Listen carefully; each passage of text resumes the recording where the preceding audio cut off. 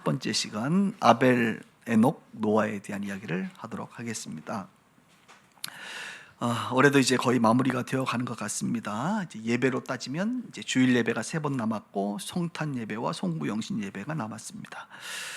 제가 이번 주에 성경을 쭉 읽어가면서 이제 히브리서를 읽어가는 지금 우리 기간인데요. 읽어가면서 히브리서 11장에 좀 꽂혔습니다. 제가요. 그래서 시선이 너무 고정이 되고 히브리서 11장을 보면 성경의 믿음의 선진들, 믿음의 선배들, 믿음의 사람들에 대한 이야기와 칭찬, 하나님께서 이 사람은 이런 것 때문에 정말 믿음의 사람이고 이 사람은 이런 것 때문에 믿음의 사람이다, 이런 이야기들이 쭉 나오는데 제가 갑자기 이 내용들을 좀 깊이 연구하고 묵상해야겠다 이런 생각이 들면서 성경의 믿음의 사람들을 보면서 이 연말 우리도 좀 이런 사람으로 평가받으면 얼마나 좋을까. 네? 그들은 이 땅에 없지만 성경을 통해서 이 사람의 삶에 대해서 우리 하나님께서 이 사람은 이런 믿음의 사람이었다, 이런 믿음의 사람이었다라고 말하고 있지 않습니까? 그래서 우리가 그것들을 하나하나 좀 알아보면서 우리도 이런 믿음의 사람으로 살면 또 평가받으면 얼마나 좋을까 이런 생각을 하게 됩니다. 히브리서 11장에는 많은 사람들이 등장하는데 특별히 오늘 3명, 다음 주에 3명, 그 다음 주에 3명에서 총 9명의 사람들을 우리가 연구해보는, 그래서 시리즈 설교를 이제 3주간 하도록 하겠습니다. 오늘은 그 첫 번째 시간이고요. 아벨과 에녹과 노아에 대해서 오늘은 하나씩 알아보려고 합니다. 도대체 이들은 어떤 사람이길래 하나님이 믿음의 사람이다 라고 말하고 있는지 우리가 생각을 해보도록 할게요. 먼저 아벨, 에녹, 노아에 대해서 이야기하기 전에 아벨 앞에 사실 누가 등장을 해야 되는데 말이죠. 누가 등장을 해야 됩니까? 그렇죠. 아담이 등장해야 되잖아.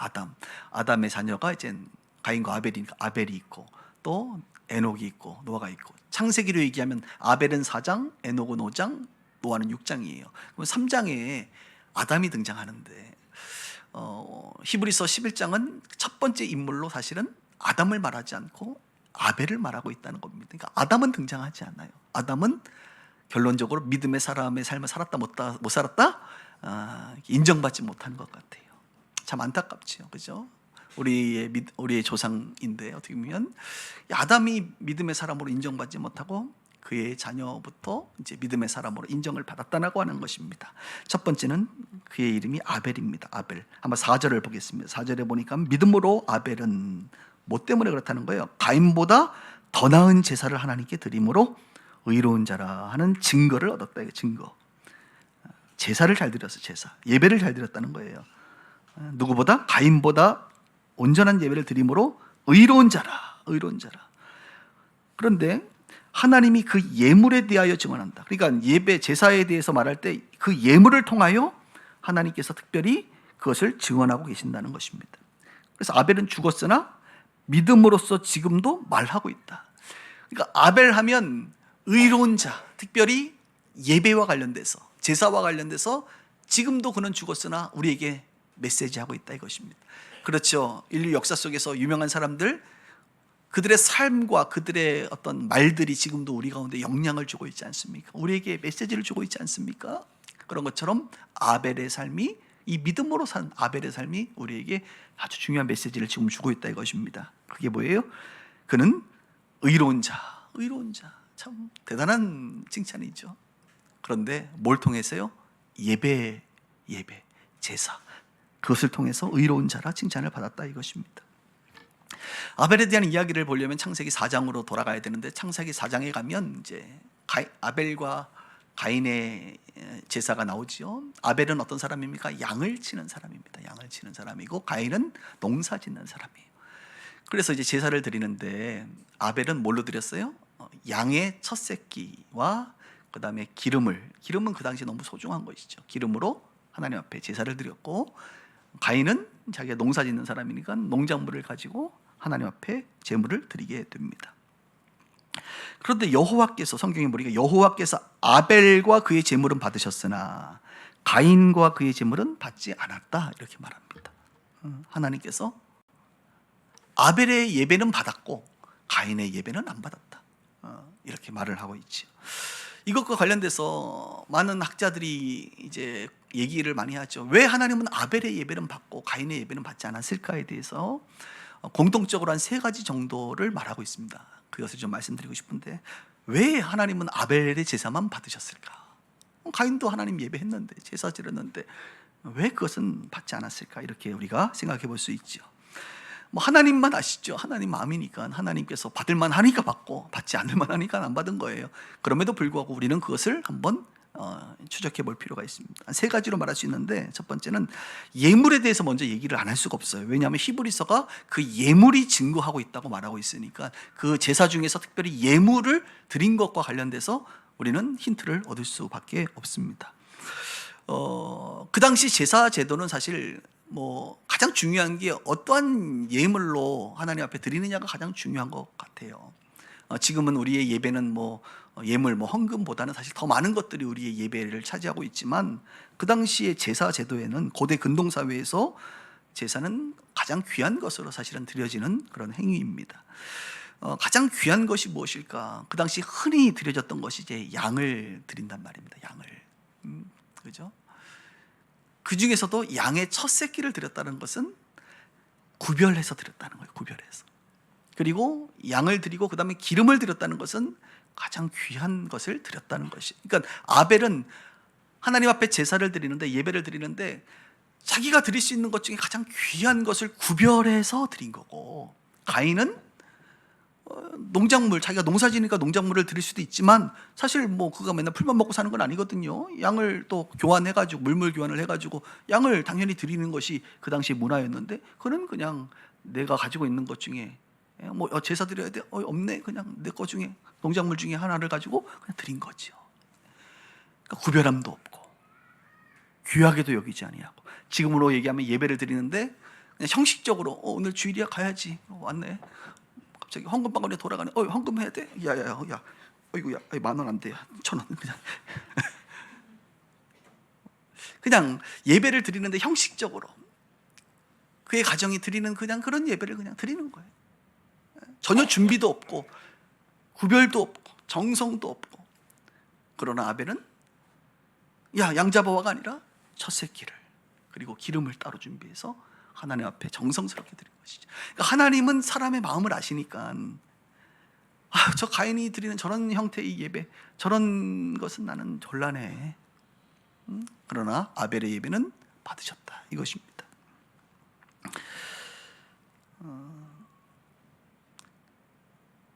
지금 재물에 대해서 얘기를 하니까 그럼 우리는 이 시대에 헌금을 말하는 것인가? 그것을 말하는 것이 아니에요. 로마서에 보면 우리의 지금의 예배는요, 뭐 헌금을 포함해서 사실 우리는 어떤 재물을 드려야 되느냐? 성경이 뭐라 그래요? 너희의 산 재물로 드려라. 너희가 산 재물이 되어라. 그러니까 지금의 예배는 사실은 그 당시 어떤 그 예물과는 좀 차원이 다른 우리 자체가 재물이 되는 거예요. 여러분의 삶, 여러분들의 몸, 여러분들의 그 인생이 하나님 앞에 드려지는 그런 예배가 영적인 예배거든요.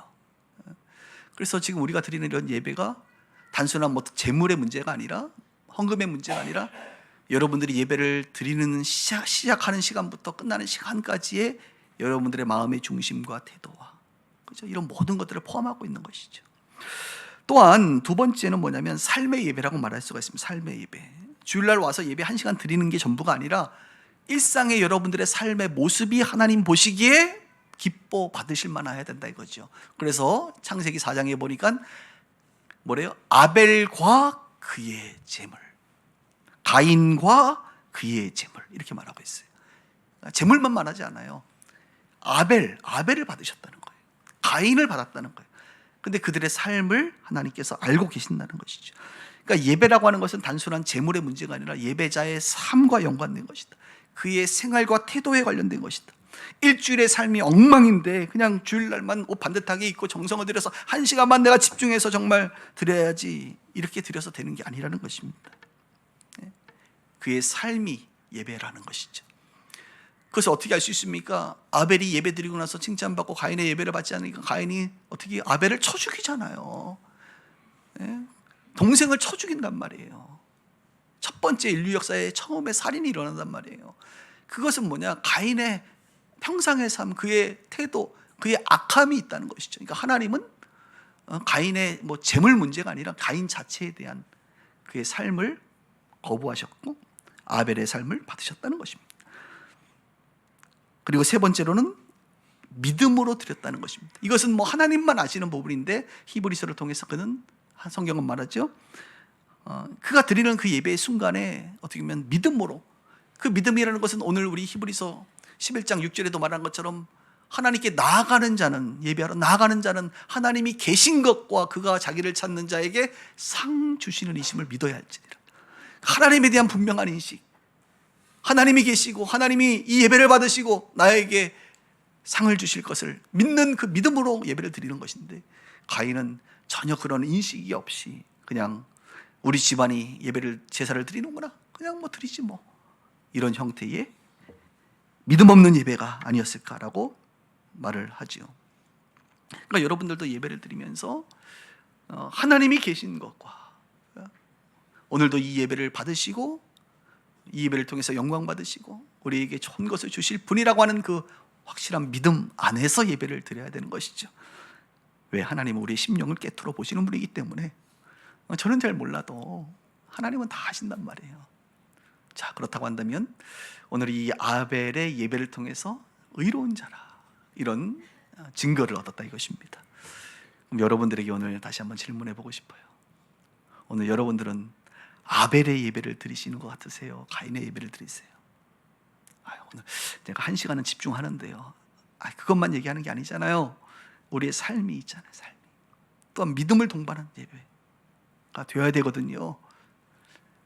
자, 성경을 배우는 게 중요한 게 아니라 여러분들이 어떻게 사는지 한번 생각해 보세요. 자, 손을 한번 들어보는 거는 좀 곤란하겠죠? 자, 여기 아벨의 예배와 가인의 예배가 끝이 있습니다. 여러분들의 예배는 어느 지점에 와 있나요? 예전에는 아벨이었는데 점점 가인으로 향해 가고 있나요? 또 오늘 주일이니까, 뭐 주일도 아니야, 일요일이니까 교회 가야지 뭐, 그러고 오셨나요? 아니면 처음에는 뭣도 모르고 그냥 와야 되니까 왔나 보다 했는데 점점 시간이 지나면서 주일 예배 말고 삶의 예배까지, 믿음의 예배로 점점 발전하면서 가인의 예배를 여러분들은 드리고 계시나요? 올 1년 동안 주일마다 오셔서 여러분 어떤 예배를 드리셨어요? 2024년도 한 해를 보내면서 일상 속에서 여러분들은 어떤 예배자가 되셨어요? 하나님이 오늘 여러분들을 딱 보시면 나는 너의 예배를 받을 거야, 받고 있어 라고 주님이 이렇게 말씀하시는 것에 대해서 여러분 당당할 수 있으신가요? 갑자기 회개가 되죠. 한번 돌아보자 이거죠. 물론 우리가 모든 인생에 모든 걸 다 잘할 수는 없어요. 그러나 오늘 아벨을 통해서 우리가 배워야 될 건 뭡니까? 예배와 관련된 것입니다. 예배. 어떻게 보면 신앙생활에 가장 중요한 거죠. 가장 기본적인 것입니다. 이 예배를 통해서 아벨은 믿음의 사람이다 라고 하는 인정을 받았다는 것이, 오늘 우리 빛과 소금의 교회 식구들이 예배함으로 말미암아, 진정한 예배자가 됨으로 말미암아 믿음의 사람으로 또 증거를 받을 수 있기를 주님의 이름으로 축복합니다. 두 번째는 에녹입니다. 에녹에 대해서 성경은 또 말하는데 5절을 한번 볼까요? 5절에 믿음으로 에녹은 뭐래요? 죽음을 보지 않고 옮겨졌으니, 죽음 보지 않고 옮겨진 사람 뭐 에녹, 또 엘리야, 또 우리 예수님 죽었다가 바로 부활하셨잖아요. 엄청난 증거입니다. 에녹은 죽음을 보지 않고 옮겨졌으니 하나님이 그를 옮기심으로 다시 보이지 아니하는지라. 그는 옮겨지기 전에 뭐래요? 하나님을 기쁘시게 하는 자라 하는 증거를 받았다. 야, 하나님을 기쁘시게 하는 자 하면 에녹이 떠오르셔야 돼. 그 증거를 받았대. 근데 여러분 이 표현은 너무 좀 탐나지 않아요? 여러분 하나님을 기쁘시게 하고 싶잖아. 맞습니까? 하나님의 기쁨이 되기를 원하잖아. 나 주님의 기쁨 되기를 원합니다. 나의 소원, 주님의 기쁨이 되는 걸 원하는데, 오늘 에녹은 나의 기쁨이 되는 존재야 라고 딱 증거를 받은 거예요. 그럼 도대체 에녹은 뭘 했길래 도대체 이런 증거를 받았느냐? 또 역시 창세기로 쭉 넘어가면 6장에 이런 이야기가 나옵니다. 5장에 제가 설명해 드릴게요. 에녹은 65세에 무두셀라를 낳았어요. 아들을 낳고, 그리고 300년을 하나님과 동행하며 계속적으로 자녀들을 낳았다 이렇게 말하고 있습니다. 365세가 되었을 때 하나님께서 그를 데리고 가심으로 죽음을 보지 않고 세상에 있지 않다라고 말하고 있어요. 그러니까 아벨이라고 하는 사람은 예배를 통해서 하나님께 인정을 받았다고 한다면, 에녹은 뭐예요? 하나님을 기쁘시게 했는데 핵심 단어가 뭐냐? 동행을 통해서, 하나님과 동행함으로 믿음의 사람이라고 인정을 받게 됩니다. 그러니까 여러분들이 하나님을 기쁘시게 하는 것에서 가장 중요한 건 뭐냐? 동행이에요, 동행. 조금 더 설명을 해볼게요. 동행이라는 게 뭐죠? 동행한다는 것은 하나님 저기 가시고 나 저기 뒤에 가는 게 동행이 아닙니다. 가끔 이제 우리 어르신들을 보면 제가 좀 특징이 있더라고요. 어르신들은 우리 장인어른도 그랬던 것 같고 저희 교회도 어르신들 보면 꼭 길을 아내하고 남편하고 같이 가잖아요. 그럼 어르신들은 꼭 따로 가더라고. 내가 보니까 분명히 주로 남자들이 앞에 가시고 아내분들이 뒤에서 이렇게, 왜 그러신지 몰라. 같이 가세요. 팔짱 끼고 가시고 손잡고 가시고 동행하세요. 동행은 함께 걷는 거예요. 함께 걷는 거예요. 그러니까 하나님과 동행한다는 것은 하나님과 함께 옆에서 걷는 거예요. 그래야 대화가 되죠. 하나님 저기 계시고 나 여기 있고, 그게 아니라 함께 걷는 것이 동행입니다. 하나님은 눈에 안 보이니까 어떻게 함께 걷습니까? 하나님의 임재 가운데 함께하고, 하나님은 말씀이시기 때문에 그분의 말씀과 함께 가는 거예요. 그러니까 그분의 말씀보다 내가 앞서지도 않고 그분의 말씀보다 뒤처지지도 않는, 하나님이 말씀하시면 그 말씀에 반응하면서 같이 살아가고 그 하나님과 영적인 교제를 하면서 살아가는, 마치 이스라엘 백성들이 광야를 갈 때에 하나님이라고 하는 하나님의 존재, 어떤 임재 상징인 성막, 지성소, 구름 기둥과 불 기둥이 하나님이 움직이시면 백성들이 같이 움직이고, 하나님이 멈추시면 멈추는 게, 이게 동행이거든요. 그러니까 여러분들이 이 에녹은 어떻게 했다는 거? 하나님과 동행했다라는 것이죠. 하나님과 함께 교제하며 그분의 말씀에 반응하며 그분과 함께 발을 맞춰서 가는 게 동행이라 이것입니다. 그런데 거기 그것만 얘기하지 않고 두 가지 또 뭘 얘기하냐? 자녀들을 낳았다 그랬어요. 자녀들. 이게 굉장히 중요한 표현이에요. 우리는 에녹하면 하나님과 동행만 했다. 동행했다는 것은 그냥 뭐 골방에 들어가서 주님과 기도만 하고 예배만 드리고 24시간 365일 예배만 하고, 이게 아니라는 거예요. 계속 자녀를 낳았다는 건 뭐예요? 그의 일상을 살아갔다는 거예요. 그 당시의 일상에서 가장 중요한 건 자손을 번창케 하는 거거든요. 그러니까 에녹은 일상의 삶을 살아가면서 자기에게 맡겨진 일에 충실하면서, 애 낳으면 애 먹여 살려야 될 거 아닙니까? 일해야겠지요. 일하면서. 여러분들이 아침에 출근하고 퇴근하고 아이 낳고, 뭐 결혼하신 분들은 특히 뭐 아이도 키우고 또 결혼도 시키고, 이런 일상의 삶이 뭐예요? 에녹이 그렇게 살았다는 거예요. 특히 결혼 안 하신 분들은 열심히 또 사시고, 또 배드민턴도 치시고, 또 수영장도 다니시고, 또 친구도 만나시고, 좋은 일상을 살잖아요, 여러분. 일상의 삶을 살면서 에녹은 하나님과 동행했다, 이거죠. 그런데 에녹에 대한 이야기가 유다서에도 한번 등장해요. 유다서에는 어떻게 등장하느냐? 에녹이 예언하고 선포한 이야기가 등장합니다. 거룩하지 않는 자에 대한 정죄와 심판을 말하고 있어요. 그러니까 에녹이라고 하는 사람은 그 당시에 거룩함과 구별된 삶을 살았다. 자, 정리해 볼게요. 에녹은 어떤 사람이에요? 일상의 삶을 살면서 하나님과 동행했고, 그리고 거룩한, 하나님 믿는 자로서 거룩한 구별된 삶을 살았어요. 그렇지 못한 자들을 향하여 어떻게 보면 회개를 선포하는 것과 마찬가지 그런 삶을 살았다, 이것입니다. 자, 오늘 에녹의 얘기 들어보니까 하나님이 기뻐하실 만해요, 안 해요? 기뻐하실 만하잖아요. 그래서 에녹은 하나님이 기뻐하신다라고 하는 증거를 얻었다, 이것이죠. 야, 놀랍다.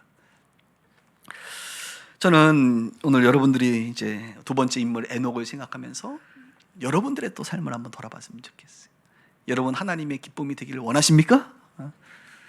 저는 원하지 않는데요. 그러면 안 하셔도 돼요. 근데 우리가 신앙생활하면 하나님의 기쁨이 되기를 원하거든. 하나님의 기쁨. 그래서 연말에 되면 이제 연예대상 뭐 연기대상 할 때 내가 대상을 받아야만 내가 하나님께 영광을 올려드릴 거야. 내가 저걸 받고야 말 거야. 저걸 받고 내가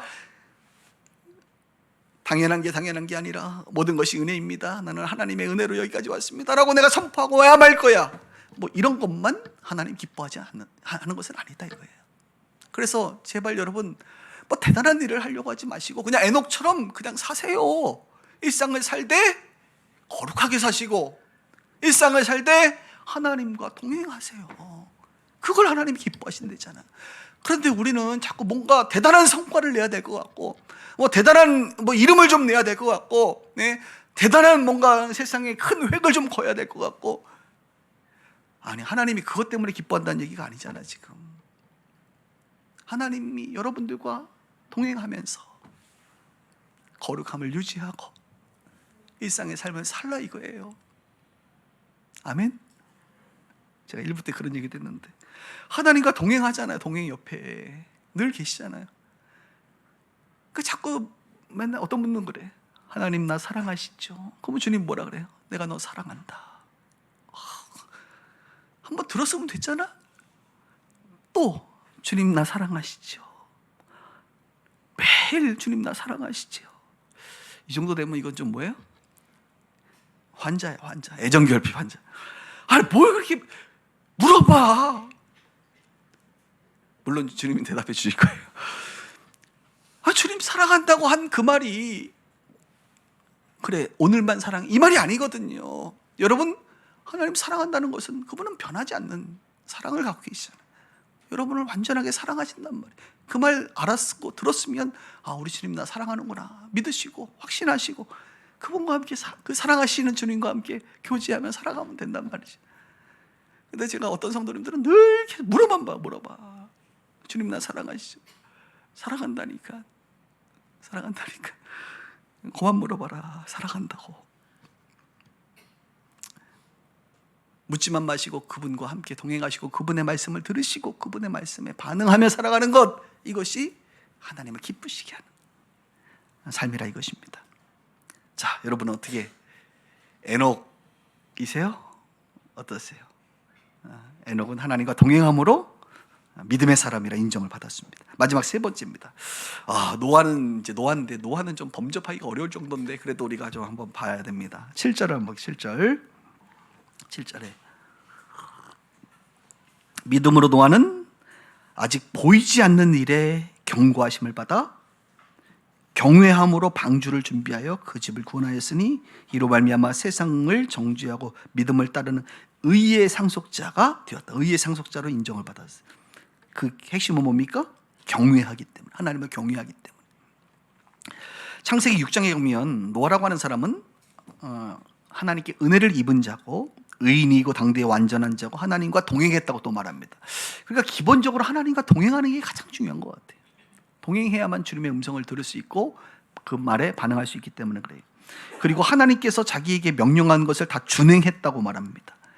그에게 명령한 건 뭡니까? 오늘 말씀처럼 보이지 않는 일에 대한 경고죠. 그것은 이제 앞으로 120년 후에 내가 세상을 심판할 것이니 그 심판을 대비해서 산꼭대기에 방주를 지어라 라고 한 것이 하나님의 말씀이었습니다.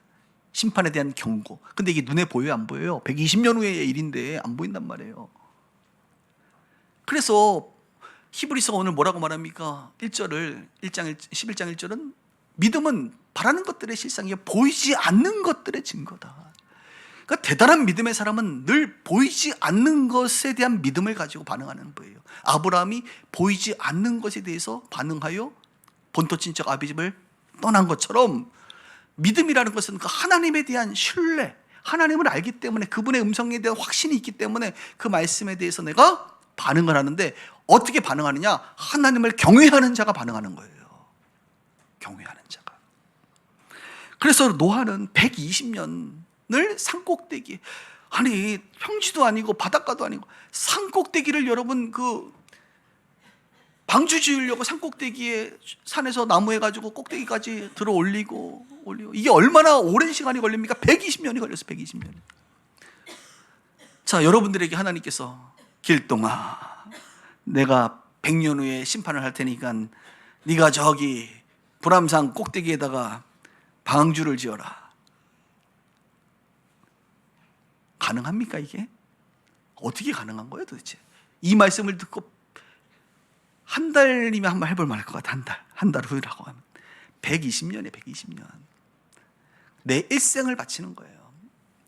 이게 진짜가 아니면 내 인생은 꽝, 의미 없는 무의미한 인생이 되는 거예요. 그런데 노아는 거기에 반응을 했단 말입니다. 어떻게 반응을 할까요? 확신이 있었기 때문에. 하나님의 말씀이라고 하는 그 확신, 이것은 하나님과 동행하는 자만 아는 거예요. 하나님과 동행하다 보면 하나님의 음성, 하나님의 말씀을 교제 가운데 우리가 듣잖아요. 알잖아요. 그래서 이것들이 끊임없이 반복되면서 그 큰 메시지도 이것이 하나님의 말씀이라고 하는 확신이 들지 않으면 못하는 거거든. 이건 하나님과의 깊은 교제 안에서만 이루어지는 겁니다, 여러분. 그런데 확신만 있어도 되는 게 아니야. 이 확신과 함께 하나님에 대한 경외함이 있지 않으면 못해요. 위대한 헌신은 하나님의 경외함과 연관돼 있어요. 하나님을 경외한다는 게 뭐냐? 단순한 어떤 두려운 감정을 갖는 게 경외가 아닙니다. 우리는 경외하면 무서우신 하나님, 이게 아니란 말이에요. 경외라는 말은 하나님의 위대하심과 거룩하심에 대한 존경과 신뢰의 마음이에요. 저 하나님께서 저렇게 말씀하시는구나, 그 말씀은 내가 지켜야 돼. 왜? 하나님은 위대하시고 존귀하시고 거룩하시고 내 삶의 주인이시기 때문에 저분의 말씀은 내가 지켜야 돼. 그게 경외란 말이에요. 경외. 지금 노아는 하나님의 말씀에 대한 확신과 주님에 대한 경외와 사랑이죠. 어떻게 보면 깊은 사랑으로 말미암아 자기 인생을 헌신합니다. 사람들이 비아냥거리고 뭐라고 얘기해도 나는 신경 쓰지 않아. 나는 하나님 저분만 바라보고 사는 거예요. 마틴 로이드 존스는 경외라고 하는 것은 믿음이 행동으로 나타나는 것이다. 여러분, 하나님 경외하세요? 죄송합니다. 경외는요, 여러분들이 경외한다고 말하는 게 아니에요. 하나님이 넌 날 경외해 라고 인정해 줘야 돼. 그 대표적인 사람 중에 한 명이 아브라함입니다. 아브라함이 하나님께서 네가 나를 경외하는 줄 알겠다라고 얘기했던 때가 있습니다. 어떤 때입니까? 그의 독생자 이삭을 모리아산에 바쳤을 때. 물론 하나님께서 그걸 시험하시고 결국은 죽진 않았지만 자기 독생자, 자기 아들을 제물로 바쳤을 때, 이거 여러분 쉬운 일이 아니라 못해. 이건 정말 주신 분이 하나님이신데 주신 이가 드리라고 하니 고민하고, 하나님의 음성인 거 너무나도 확실하고 하나님에 대한 사랑과 경외함이 크니까 그 일을 하잖아요. 방해할 수 있는 그저 사람들 다 데리고 가지 않고 딱 둘이 가잖아요. 아버지, 재물은 어디 있나요?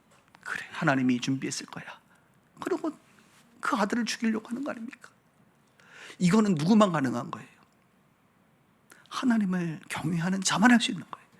그 일을 하나님 멈추게 하시고 나서 했던 말이 뭐예요? 아브라함아, 이제 네가 나를 경외하는 줄을 내가 알겠다. 와, 노아가 하나님을 경외하는 자, 아브라함이 하나님을 경외하는 자. 지금 설교 들어보니까 나는 경외는 못하겠네, 이런 생각이 드실 정도로 위대한 일을. 저도 예전에 한번 그 얘기를 잠깐 들은 적은 있는데 간증을 하진 않겠습니다. 과거 20년 전 얘기인데,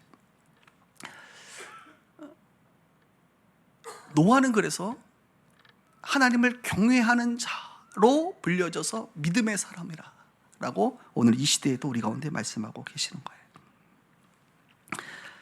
여러분, 노아처럼 하나님께 너는 나를 경외하는 자구나라고 하는 인정받기를 원하십니까?